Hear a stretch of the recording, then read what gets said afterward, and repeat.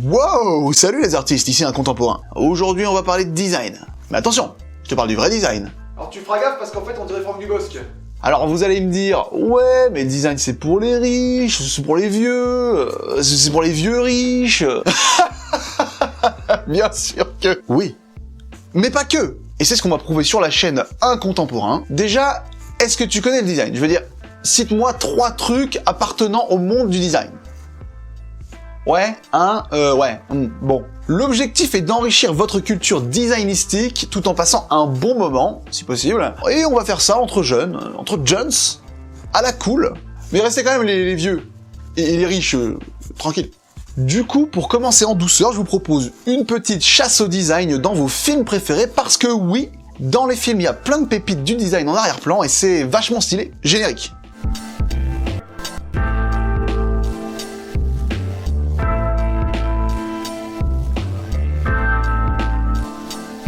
Numéro 1 dans Thor Ragnarok, un de mes films préférés du MCU. Ah, et vous l'avez déjà loupé, concentrez-vous. Je vous le repasse. Juste ici, bien planqué, un Company Billy figurant parmi les tout premiers produits de la marque Cartel et dessiné en 1969 par Anna Castelli-Ferrieri. Simple et efficace, il participe grandement à la renommée mondiale de la marque et reste encore très actuel malgré ses 50 ans d'existence. Ouais, enfin actuel, c'est du plastoc, hein. Faut évoluer en 2021. Eh ben justement, ils en ont fait récemment à base de maïs, ce sont les Company Billy bio. Ah. Ce qui est marrant, c'est de voir à quel point ils l'ont planqué dans le film en créant cette espèce d'amalgame de Company Billy et d'autres... Machin. Du coup, on se demande pourquoi ils en ont mis à cet endroit-là, dans ce film. Décorateur flemmard ou placement de produit? It's up to you guys. Numéro 2. On peut aussi apercevoir du lourd dans Star Wars La Menace Fantôme. Sérieux? Dans cette scène avec le chancelier Palpatoche et la reine Amidala, en personne. on remarque en arrière-plan plusieurs éléments censés appartenir à la culture très avancée de la planète Coruscant. Alors qu'en fait, ce sont 3 tabourets Bombo de chez Magis, desquels on a retiré le repose-pied et le levier de piston à gaz. On voit d'ailleurs le petit orifice censé accueillir le levier juste ici. Ah ouais, les décorateurs avaient clairement la flemme sur ce coup-là, hein. Ils nous ont foutu des boules de bowling sur l'assise, mais c'est pas... En tout cas, le tabouret Bombo dessiné par Stefano Giovannoni en 1997 était encore une nouveauté à l'époque du tournage du film. Donc on peut légitimement se demander si c'est un placement de produit. En même temps, personne n'avait capté, hein, donc pas top pour vendre, hein. C'est là qu'on peut se demander pourquoi acheter des produits dérivés de l'univers de Star Wars, quand on peut acheter des produits qui sont dans Star Wars. Numéro 3. Toujours dans Star Wars, mais dans l'attaque des clones cette fois-ci. Ce film déboîte, nique les rageux. C'est pas vrai, Anakin? La vérité, ça défonce. On peut observer une autre assise célèbre dans la chambre de Padmé. Il s'agit de la side chair de l'illustre architecte américain Frank Lloyd Wright, à qui l'on doit des chefs-d'œuvre architecturaux comme la Falling Water ou le musée Guggenheim de New York, qui se fondrait très bien dans Star Wars d'ailleurs.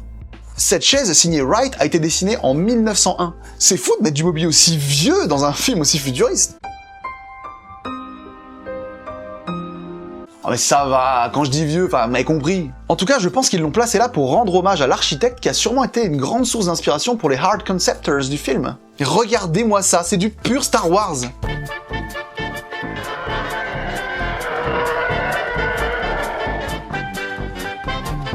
Numéro 4. Pour rester chez Monsieur Frank Lloyd Wright dans un autre film pas connu.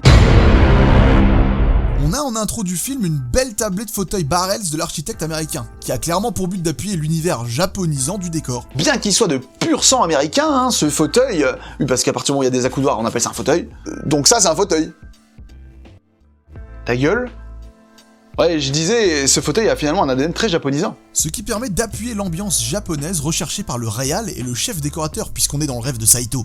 Le fauteuil Barrel, conçu en 1937, est aujourd'hui distribué par la maison italienne Cassina, et quelqu'un comprend-il quelque chose à ce que dit ce monsieur? Plus radical tes idées. Numéro 5. James Bond, Quantum of Solace. Ce film déboîte, nique les rageux. D'ailleurs, meilleure intro de tous les temps.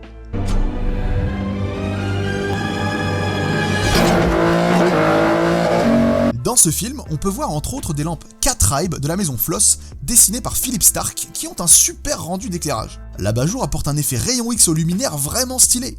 On peut comprendre le choix du chef décorateur d'en mettre au MI6 pour son côté technologique. En tout cas, je pense qu'on est dans du pur placement de produit ici, hein, la lampe étant sortie l'année de production du film, soit en 2007.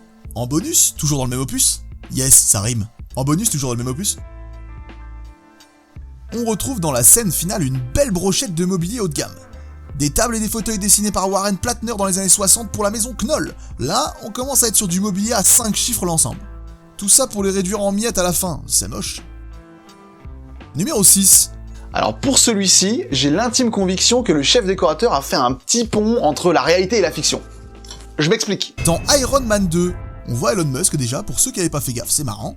Et en arrière-plan et de manière étonnamment bien cadrée, un juicy salive de chez Alessi, célèbre presse-agrumes tripode signé Philip Stark, juste derrière Stark. Philip Stark, Tony Stark.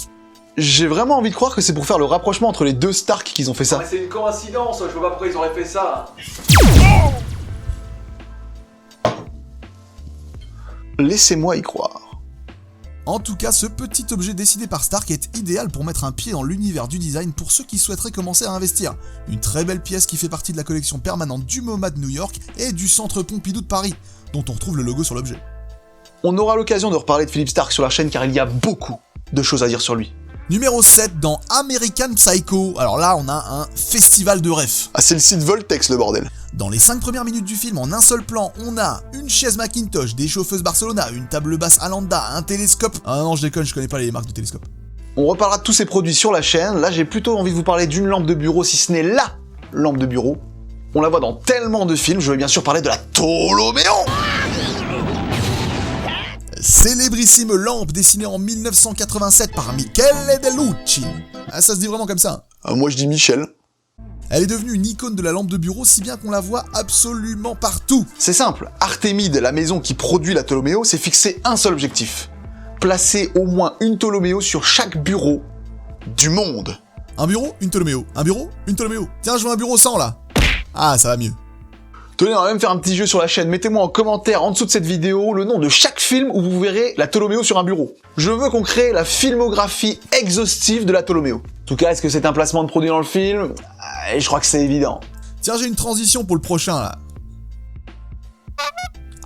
J'ai dit une transition, pas une bonne transition. Numéro 8, dans Batman The Dark Knight Rises, on a de manière assez visible en arrière-plan chez Wayne Enterprise le boss final du design contemporain. Je veux bien sûr parler du mobilier suisse USM.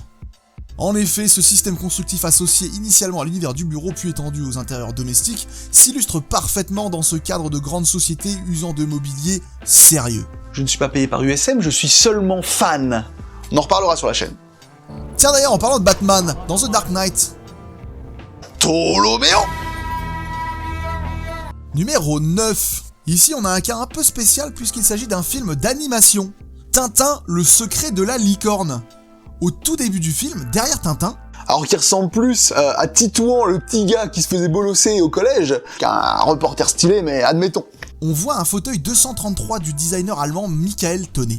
Alors, pour la petite histoire, Michael Tonnet, c'est juste le mec qui a inventé le design. Alors, rien que ça, avec la chaise numéro 14 en 1859. Alors, 1859, soit 20 ans avant la première ampoule. C'est le boss du game. Alors, par inventer le design, j'entends qu'il est le précurseur du processus créatif du designer.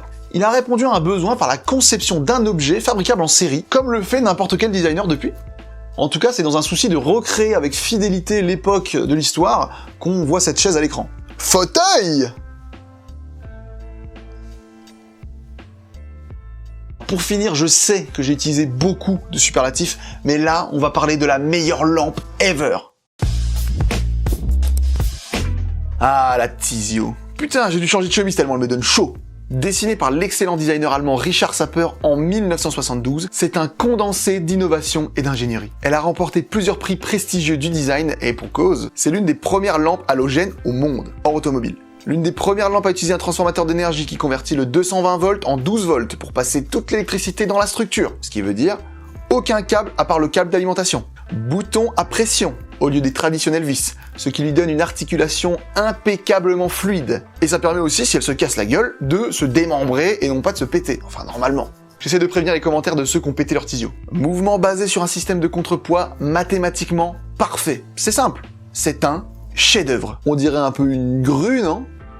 Mais c'est ta mère qu'il faut soulever avec une grue, mon gars! Ok, calm down. Il faut qu'on voit dans quel film elle est.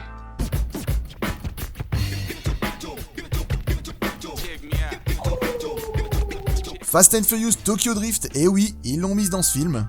C'est un peu comme mettre la Joconde dans le musée du fer à repasser, mais bon. Ah, c'est pas si nul, Fast and Furious, une fois qu'on a compris que c'est un shonen en live action. Point de vue intéressant. En tout cas, on la voit bien puisqu'elle est carrément la vedette de ce plan, qui est un méga placement de produit, on va pas se mentir. Quoi de mieux que la Tizio pour clôturer ce premier épisode du design dans les films? J'espère que vous avez découvert des trucs, que ça a éveillé votre curiosité sur le sujet, parce qu'on est parti pour une série de vidéos assez longue, sur tout ce joyeux bordel. Alors du coup, abonnez-vous, hein, commencez pas à être relou, c'est bon, c'est un clic, 2 si tu mets un pouce bleu, commentaire pour le référencement. Allez, moi je vous dis à la prochaine, et n'oubliez pas que la seule chose que l'humain est foutu de laisser derrière lui, c'est l'art.